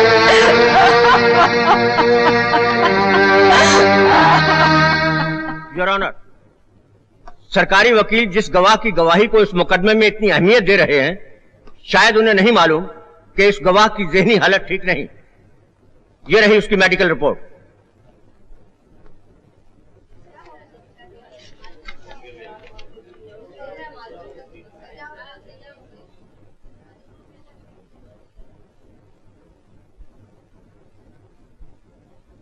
गवाहों के बयानात को मद्देनजर रखते हुए अदालत इस नतीजे पर पहुंची है कि पुलिस मुलजिम भूप सिंह के खिलाफ कोई ठोस सबूत पेश नहीं कर सकी।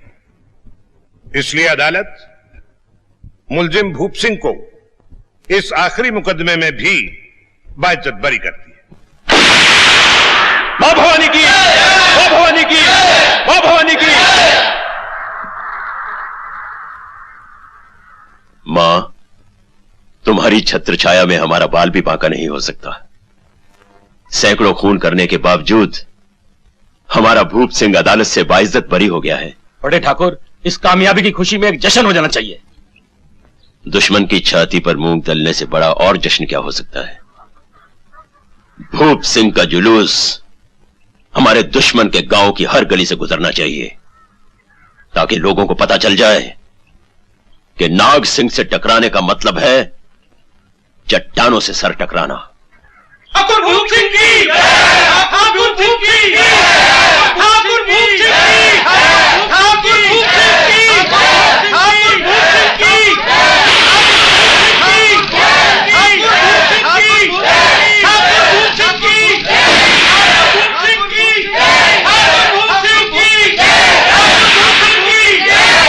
भूप सिंह की, अरे सुनो।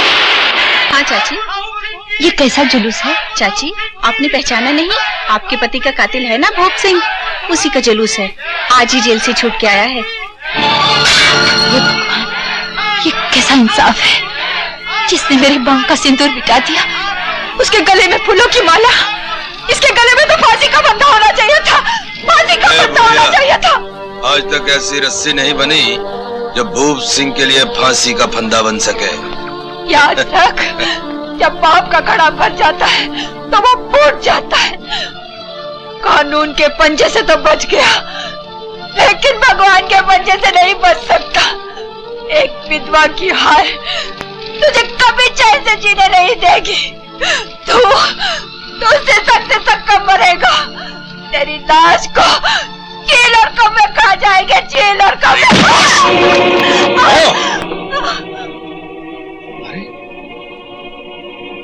अगर मेरे पैरों में फर्ज की बेड़ियां नहीं पड़ी होती तो मैं इसी वक्त तेरे जीत की जुलूस को अर्थी के जुलूस में बदल देता। लेकिन मैं तुझे तेरे इस घिनौनी हरकत का सिला दिए बगैर जाने नहीं दूंगा। जिस लात से ठोकर मार कर तूने मेरी देवी समान मां का अपमान किया है, उस लात को आज मैं तेरे बदन से ही अलग कर दूंगा।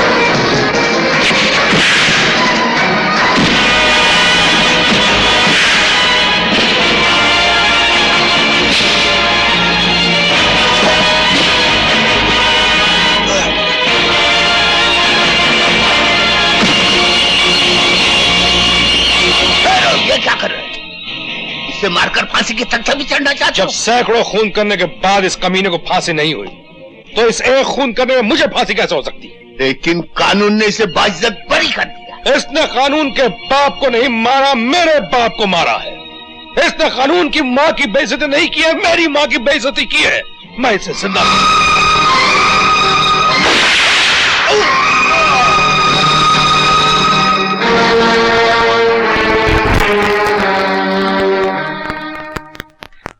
नहीं नहीं, ऐसा नहीं हो सकता, ऐसा नहीं हो सकता। ये सब मेरी आंखों के सामने हुआ बड़े ठाकुर। उस डिप्टी के बच्चे ने छोटे ठाकुर के सीने में गोली मार दी। उसने छोटे ठाकुर के सीने में गोली मार दी और तू पीठ दिखाकर भाग आया? वो सब आग झपकते ही हो गए बड़े ठाकुर। डाकू की जब आग झपकती है तो उसे गहरी नींद सुला देना चाहिए। नहीं बड़े ठाकुर। जो डाकू अपने सरदार को मरता हुआ देख चुका हो उसे दुनिया देखने का कोई हक नहीं। नहीं ठाकुर, मुझे माफ कर दो ठाकुर, मुझे माफ कर दो ठाकुर। भूप सिंह की चिता जलने से पहले मैं डिप्टी के सारे गांव को जलाकर रख दूंगा। चलो।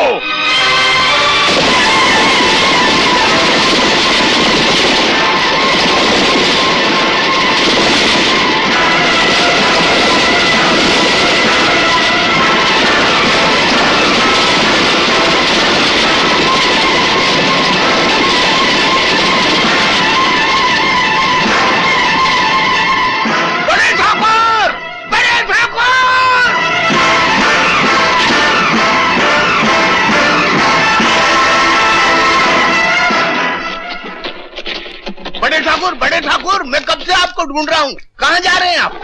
छोटे ठाकुर की 13वीं के पहले आपको बाहर नहीं निकलना चाहिए। देशबंधु, मैं उस थाने की ईंट से ईंट बजा दूंगा जिसमें उन्होंने उस डिप्टी को रखा हुआ है जिसने मेरे भाई की हत्या की है। मुझे किसी भी कीमत पर वो डिप्टी चाहिए। मैं उसकी वो हालत करूंगा कि सारी पुलिस फोर्स कांप उठेगी।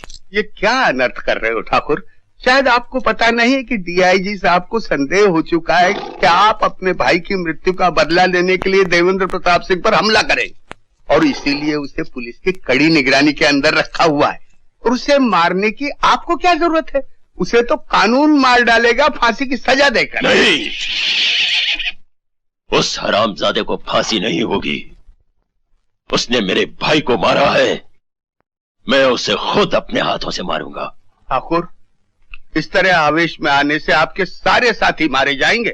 मौके की नजाकत को समझो, मामले को ठंडा होने दो, उसके बाद मैं खुद आकर के आपको उसके पास ले जाऊंगा। नीति यही कहती है।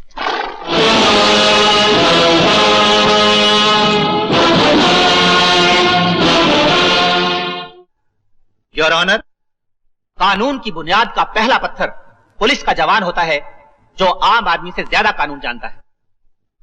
ये मुकदमा पुलिस के एक जिम्मेदार ऑफिसर और कानून को अच्छी तरह समझने वाले एक ऐसे मुलजिम के खिलाफ है जिसने सरेआम बदले की भावना के साथ भूप सिंह का खून करके कानून का सर झुका दिया। और ये बात तमाम चश्मदीद गवाहों के बयानात से आने की तरह साफ हो चुकी। इसलिए मैं अदालत से दरख्वास्त करता हूं कि मुलजिम देवेंद्र प्रताप सिंह को सख्त से सख्त सजा दी जाए। That's all your honour. मुलजिम देवेंद्र प्रताप सिंह, तुम अपनी सफाई में कुछ कहना चाहते हो? योर ऑनर, कानून का मुहाफिज होने के नाते मैंने आज तक सच्चाई का ही साथ दिया है। मैं इकरार करता हूं कि भूप सिंह का कत्ल मैंने किया है।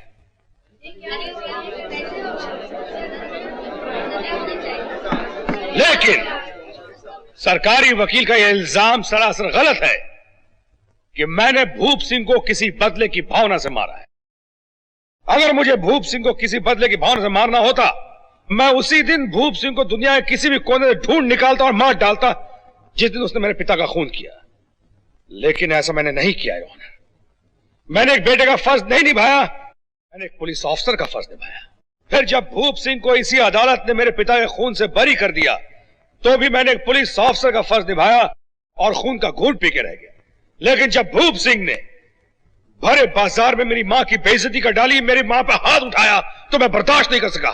मैं बर्दाश्त नहीं कर सका, उस कमीने का खून कर दिया। योर ऑनर, पहली बार मैंने सिर्फ एक पुलिस अफसर का फर्ज नहीं बल्कि एक बेटे का फर्ज भी निभाया। अफसोस अगर है तो सिर्फ इस बात का, योर ऑनर, कि भूप सिंह ने जितनी हत्याएं की थी मैं उसे उतनी बार मार नहीं सका।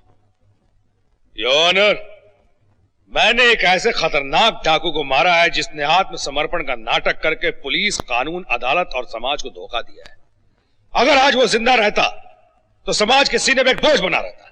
मैंने कोई शरीफ आदमी को नहीं मारा है, किसी साधु सन्यासी को नहीं मारा, बल्कि एक डाकू को मारा है, एक खूनी कातिल दरिंदे को मारा है। Objection your honour.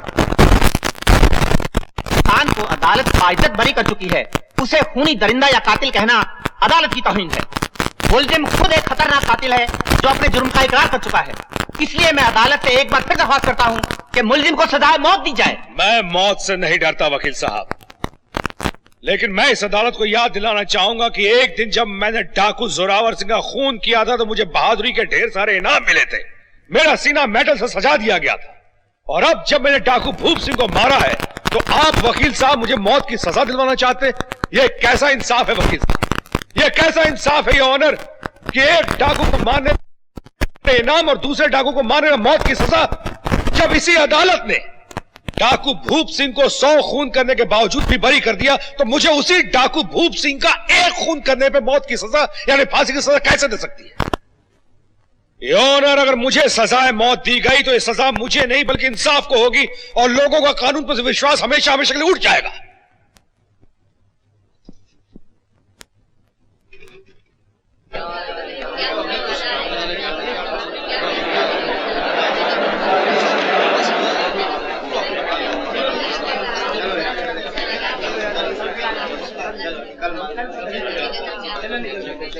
कानून मेरे साथ पूरा इंसाफ करेगा किरण। नहीं देव, कानून हमेशा बेगुनाहों की जिंदगियों से खेला करता है। मुझे डर है कहीं तुम इस अंधे कानून की भेंट ना चढ़ जाओ। मैं पूछती हूँ देव, तुमने किस उम्मीद से अपने आप को कानून के हवाले कर दिया? ये तुम्हें फांसी पे चढ़ा देगा। ऐसा कुछ नहीं होगा किरण। मैं मानता हूं कानून से कुछ गलतियां हुई हैं, इसका मतलब ये नहीं कि कानून ने इंसाफ करना छोड़ दिया है। तुम घर जाओ, माँ का ख्याल रखो। माँ का इस दुनिया में मेरे सिवा और कोई सहारा नहीं है। कोई और भी है देव, जिसका दुनिया में तुम्हारे सिवा कोई सहारा नहीं है। किरण। हाँ देव, अगर तुम्हें कुछ हो गया तो मुझे कुछ नहीं होगा किरण, कुछ नहीं होगा। माँ के आशीर्वाद के साथ साथ तुम्हारा प्यार जो मेरे साथ है। घर जाओ।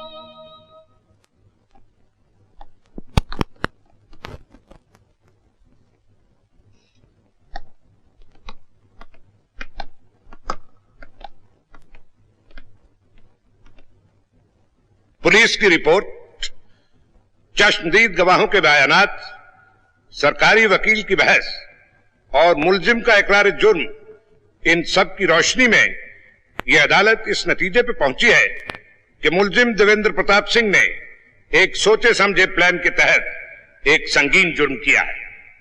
और चूंकि मुलजिम ने एक जिम्मेदार पुलिस ऑफिसर होते हुए कानून के दामन पर एक बदनुमा दाग लगाया है, इसलिए मुलजिम दूसरे मुलजिमों के मुकाबले में ज्यादा सख्त सजा का मुस्तहक है। मगर अदालत को अफसोस है कि क्योंकि फांसी से बड़ी कोई दूसरी सजा मुमकिन नहीं है, लिहाजा मुलजिम देवेंद्र प्रताप सिंह को ताजीरात हिंद दफा 302 के तहत यह अदालत फांसी की सजा देती।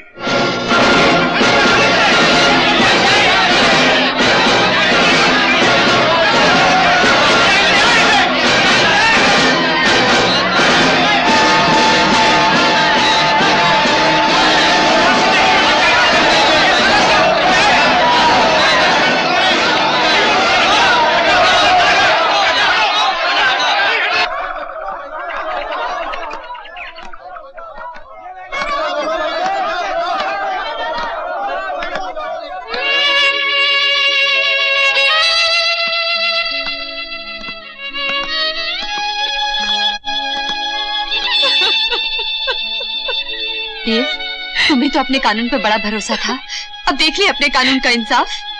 मुझे कुछ नहीं होगा किरण। इस अदालत का फैसला कोई आखिरी फैसला नहीं है, इससे भी बड़ी अदालत अभी बाकी है।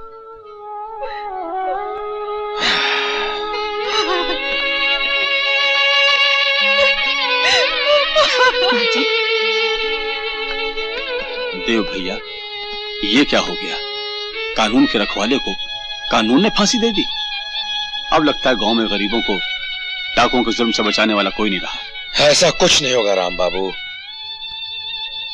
धीरज रखो।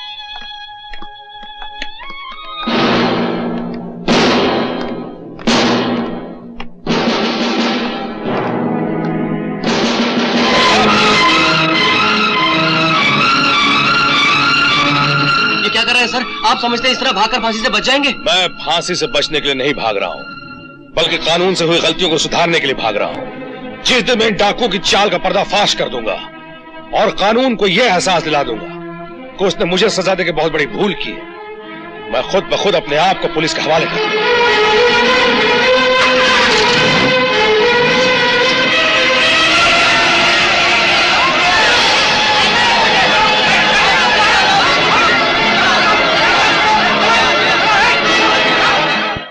डिप्टी जेल से फरार हो गया।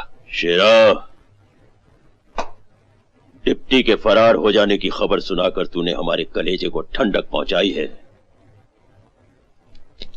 अब मैं उस हरामखोर को खुद अपने हाथों से मारूंगा ताकि मेरे भाई की आत्मा को शांति मिले। जाओ, जाकर उसे जिंदा पकड़कर मेरे सामने लाओ। बड़े अफसोस की बात है, इतना अच्छा पुलिस ऑफिसर आज चोर डाकुओं की तरह अपने ही डिपार्टमेंट से छुपा छुपा फिर रहा है। आज 3 महीने हो गए, उसका कोई पता नहीं। उसकी वजह से सारे डिपार्टमेंट की बदनामी हो रही। कानून की रक्षा करने वाले ही अगर कानून तोड़ने लगे तो लोगों का विश्वास पुलिस डिपार्टमेंट से हमेशा के लिए उठ जाएगा।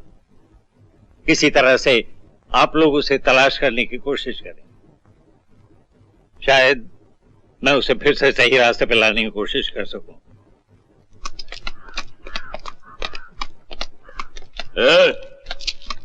कोई खबर मिली डिप्टी की? नहीं ठाकुर। शर्म आनी चाहिए तुम्हें। 3 महीने हो गए, अभी तक पता नहीं लगा पाए। आखिर गायब कहां हो गया वो? उसे जमीन खा गई, आसमान निकल गया? हो सकता है ठाकुर वो मर गया हो।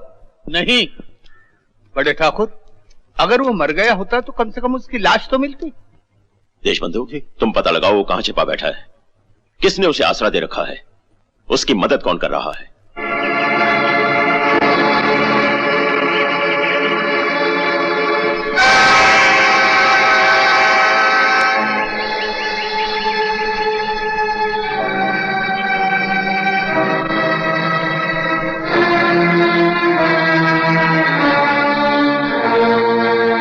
कोई आया तो नहीं था? नहीं किरण, कोई नहीं आया। एक बात बताओ, तुमने इतनी सुरक्षित जगह ढूंढी कैसे? दादाजी ने बनवाई थी। जब भी शिकार के लिए आते थे यहीं ठहरते थे। माँ जी ने आज भी तुम्हारे पसंद का खाना बनाया है। माँ कैसी हैं? ठीक है, हर वक्त तुम्हारे लिए प्रार्थना करती हैं। अरे, भूप सिंह के साथियों में मुकदमे शुरू होने जा रहे हैं। क्या? इसका मतलब है तुम्हें 19 कत्ल और करने पड़ेंगे। क्या मतलब? पहले की तरह सारे गवाह डाकुओं के डर से अदालत में सच नहीं बोलेंगे, जिसका नतीजा ये होगा कि अदालत उन 19 डाकुओं को छोड़ देगी और तुम उन्हें जीने नहीं दोगे। नहीं किरण, ऐसा नहीं होगा। मैं उन्हें अपने हाथों से नहीं मारूंगा, बल्कि अदालत से ही फांसी की सजा दिलवाऊंगा। कानून से भागने का मेरा सिर्फ यही मकसद है। लेकिन ये तभी मुमकिन होगा जब ये सारे गवाह अदालत में सच बोलें और इन डाकुओं को पहचान लें। ऐसा ही होगा। बिहारी, मुझे माफ कर दो बेटा, मैंने जो भी कुछ किया वो अपने मुन्ना को बचाने के लिए किया था।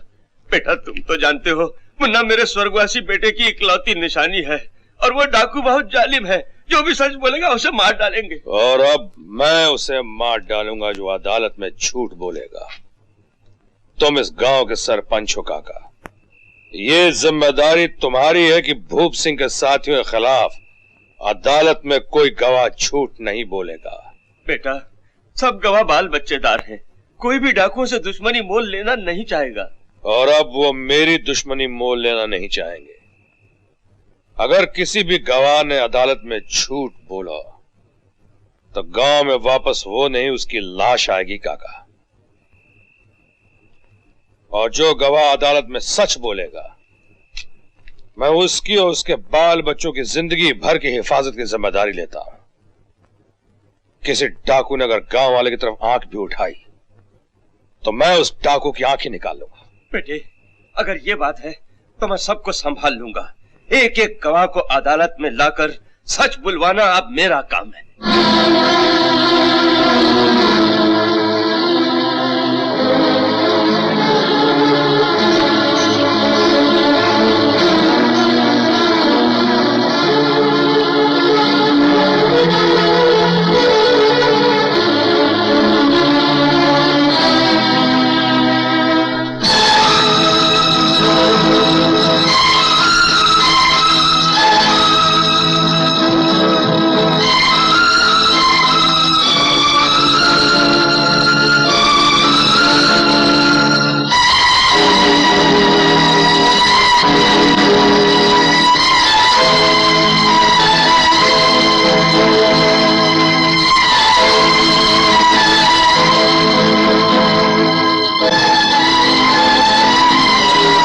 सिंह की चिता की राख ठंडी भी न होने पाई थी कि उस हरामजादे डिप्टी ने हमारे बाकी साथियों को भी जेल की कोठरी में डालकर सड़ने गड़ने पर मजबूर कर दिया है। देशबंधु, तुमने हमें बर्बाद कर दिया। बड़े ठाकुर, मैं अपनी जान लड़ाकर भी आपके साथियों को छुड़ाकर लाऊंगा। आखिर मेरी नीति किस दिन काम आएगी?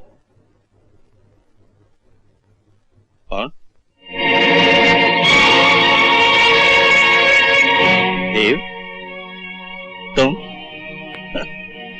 मैं जानता था एक न एक दिन तुम्हें अपनी गलती का एहसास जरूर होगा और तुम सीधे रास्ते पे आ जाओगे। मैं तो हमेशा सीधे रास्ते पे चलता रहा हूं सर। आपको मालूम हो गया होगा कि आत्मसमर्पण करने वाले आखिरी डाकू को भी आज 7 साल की सजा हो गई। मैंने तो पहले ही तुमसे कहा था कि आत्मसमर्पण करने वाले हर डाकू को मुनासिब सजा मिलेगी। तो फिर 100 खून करने वाले भूप सिंह को सजा क्यों नहीं मिली सर?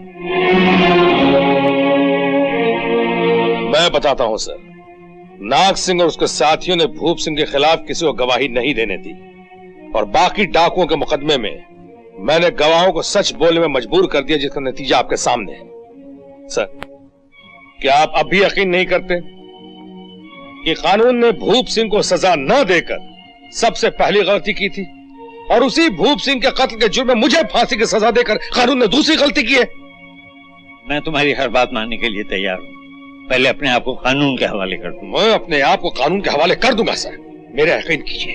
लेकिन उस दिन जिस दिन मैं नाग सिंह को आपके सामने लाकर खड़ा कर दूंगा और यह साबित कर दूंगा कि डाकुओं का आत्मसमर्पण एक नाटक है, कानून से बचने की एक चाल है। देव, सुनो तो, देव।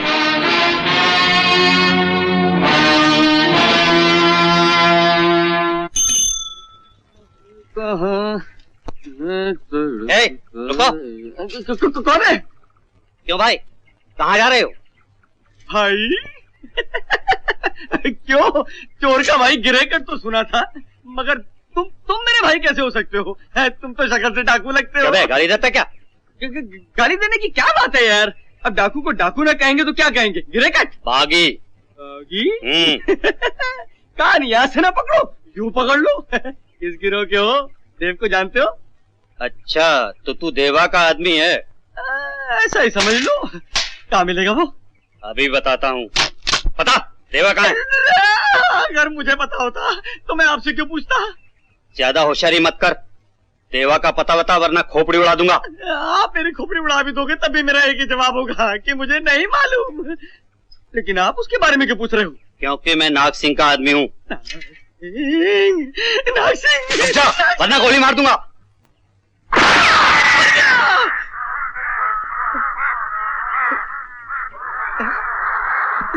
कहाँ लगी गोली?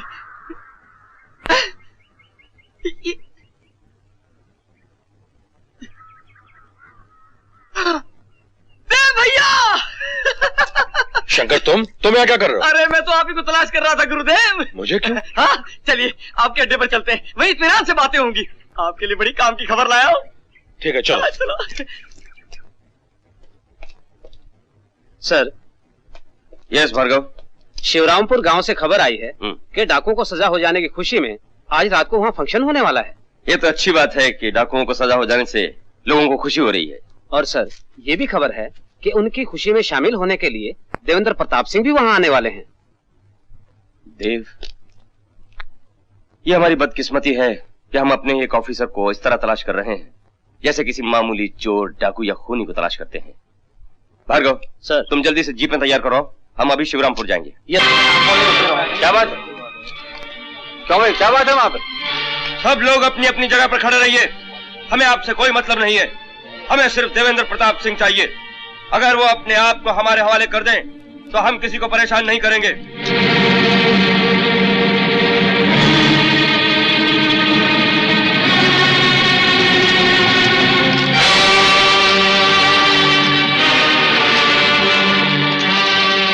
कहाँ है देवेंद्र प्रताप सिंह?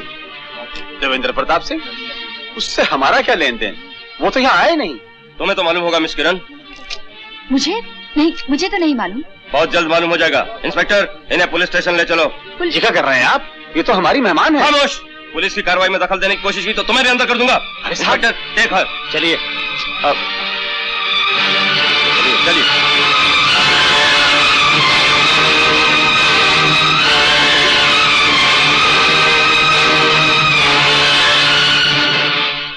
देवा देवा देवा, मैं आपसे कितनी बार कह चुकी हूँ कि मैं देवा के बारे में कुछ नहीं जानती। अब आप प्लीज मुझे जाने दीजिए। बार बार एक ही सवाल करके आप मेरा वक्त बर्बाद कर रहे हैं। वक्त तुम बर्बाद कर रहे हो मिस किरण। हम तुमसे आखिरी बार पूछते हैं, देवा कहाँ है? और मैं आपसे आखिरी बार कह रही हूँ कि मैं देवा के बारे में कुछ नहीं जानती। मिस किरण, शायद तुम भूल रही हो कि पुलिस को अपना जवाब पाने के लिए और तरीके भी आते हैं। लाचार और निर्दोष लोगों पर अत्याचार करने के सिवा आप लोगों को आता ही क्या है? खामोश! आप मुझे खामोश कर सकते हैं इंस्पेक्टर, लेकिन उस आवाज को खामोश नहीं कर सकते जो देवा ने कानून और पुलिस के खिलाफ उठाई है। Shut up! खन्ना, बंद कर दो इसे।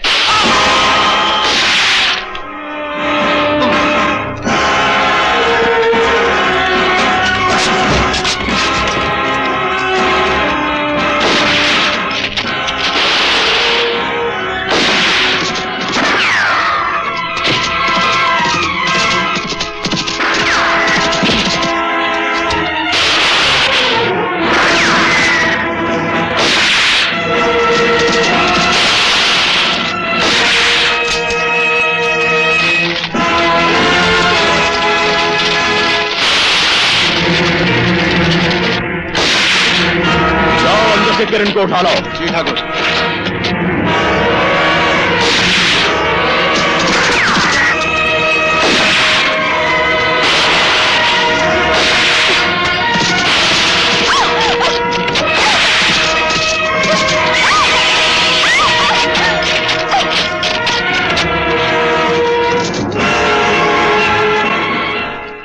नाग सिंह ने किरण को उठाकर अपनी मौत को अपने पास बुला लिया है। तुमने कहा था कि देशबंधु जेल में भूप सिंह से मिलने गया था। हाँ, वो डाकू का चमचा है। तुम एक काम करो, गांव जाकर राम बाबू गुप्ता और बिहारी को यहां ले आओ। मैं देशबंधु को पकड़ता हूं, वही मुझे नाग सिंह तक पहुंचाएगा। अच्छी बात है। देख लड़की, मेरी तेरे साथ कोई दुश्मनी नहीं है। मेरी दुश्मनी है तो डिप्टी देवेंद्र प्रताप सिंह से। अगर तुझे अपनी जान प्यारी है तो मुझे उसका पता बता दे। मुझे नहीं मालूम। तुझे मालूम है और तू बताएगी। नाग सिंह ने तो बड़े बड़े फौलादी पत्थरों को बोलने पर मजबूर कर दिया, और तू तो एक मामूली सी नाजुक लड़की है। डिप्टी का पता बता दे, वरना मैं तेरी वो हालत बिगाड़ूंगा कि तू खुद अपनी सूरत से दहशत खाने लगेगी। और अगर मैंने तुझे उसका पता बता दिया तो वो तुझे ऐसी मात मारेगा कि तुम्हें अपने पैदा होने पर शर्म आएगी, और तुम्हारी सड़ी हुई लाश को चील कर हुए कुत्ते भी छूना पसंद नहीं करेंगे। खामोश! मैं आखिरी बार तुझसे पूछ रहा हूं, बता नाग सिंह कहां है, वरना तेरी वो हालत करूंगा कि तेरे पुरखों की आत्मा भी कांप उठेगी। मान्यवर, आप तो मेरे नेशनल कैरेक्टर जानते हैं। मैं अपने पुरखों की सौगंध खाकर कहता हूँ, मुझे नहीं मालूम, नहीं मालूम, नहीं तुझे मालूम है और तू बताएगा। चल बोल, वरना इस पिस्तौल की सारी गोलियां तेरे खोपड़ी में उतार दूंगा। बताता हूँ, बताता हूँ, बताता हूँ।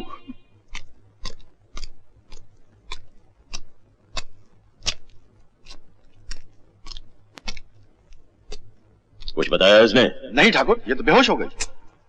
इसे उठाकर सलाखों के पीछे बंद कर दो, और होश आने पर फिर से वही सिलसिला जारी रखो। इसे उस वक्त तक जिंदा रखो जब तक ये डिप्टी का पता नहीं बता दे, समझे? जी ठाकुर।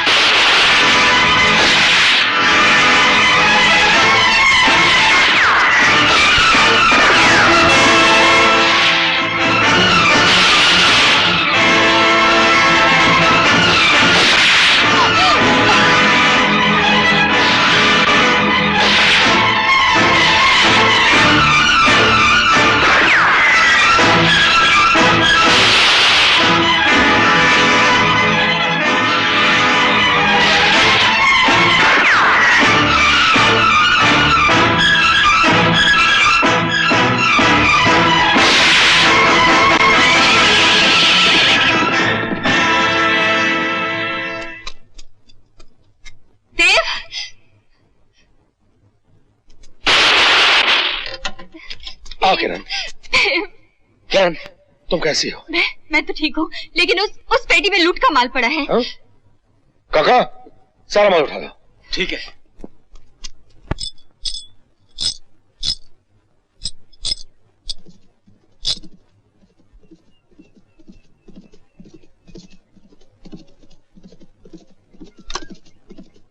दिलावर। जी ठाकुर। ये कौन आदमी आ रहा है?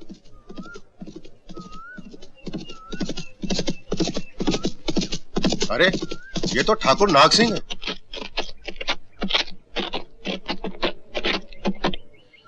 अरे ठाकुर साहब, आप अकेले? बाकी सब लोग कहाँ हैं?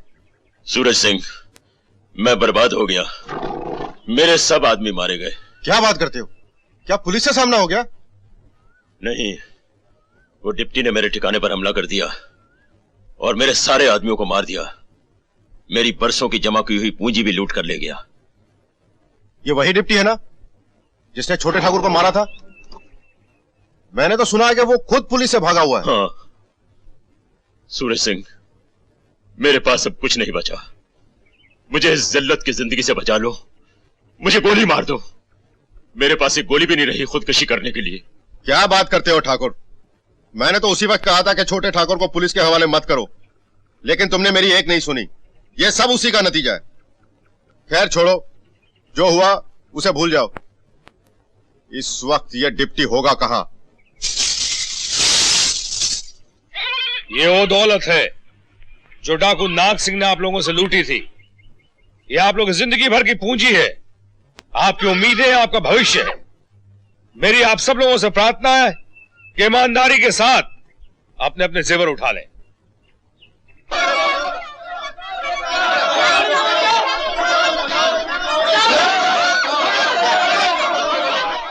मेरी बेटी के जेवर मिल गए, मेरी बेटी के जेवर मिल गए, मेरी बेटी के जेवर मिल गए। भगवान तुम्हारा भला करे। जुग जुग जियो बेटा, अब मेरी बेटी की शादी हो जाएगी। भगवान तुम्हारी लंबी उम्र करे।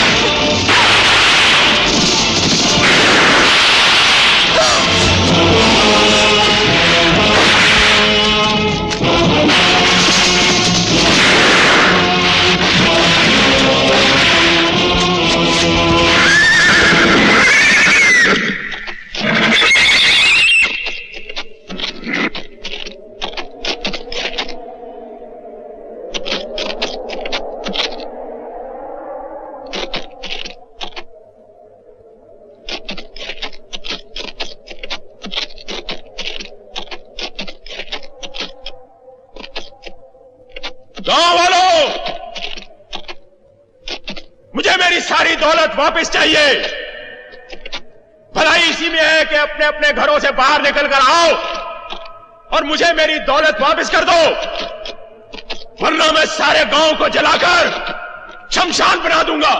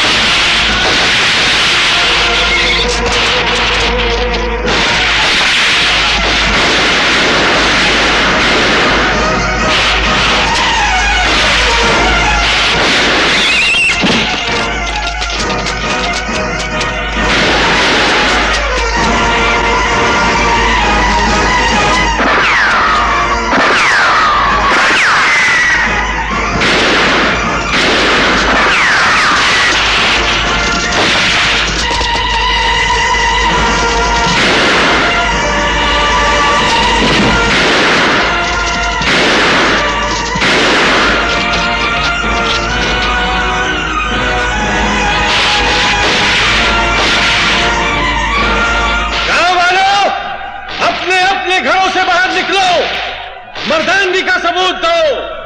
जो लोग तुम्हारी रक्षा के लिए अपनी जानें कुर्बान करने को तैयार हैं, उनका साथ दो। उस दिल में बनो, डाकुओं का मुकाबला करो।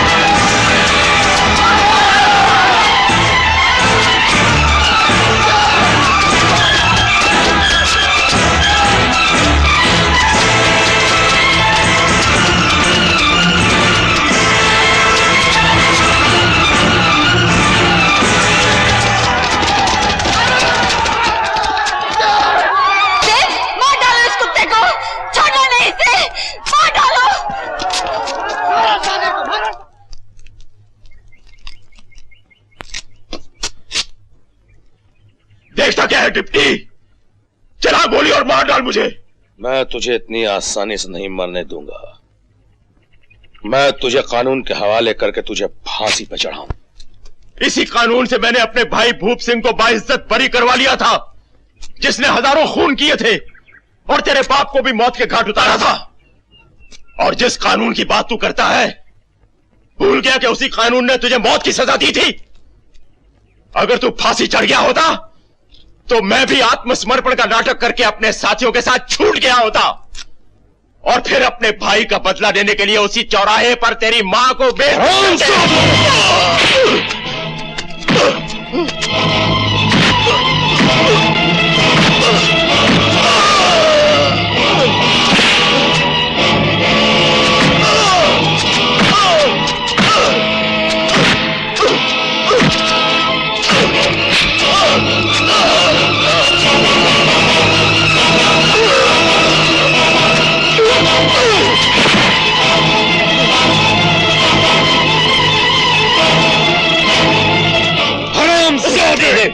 रुक जाओ सर, मैंने आपसे वादा किया था सर कि जिस दिन मैं नाग सिंह को गिरफ्तार करके यह साबित कर दूंगा कि डाकुओं का आत्मसमर्पण एक चाल है, सजा से बचने का नाटक है, मैं अपने आप को कानून के हवाले कर दूंगा।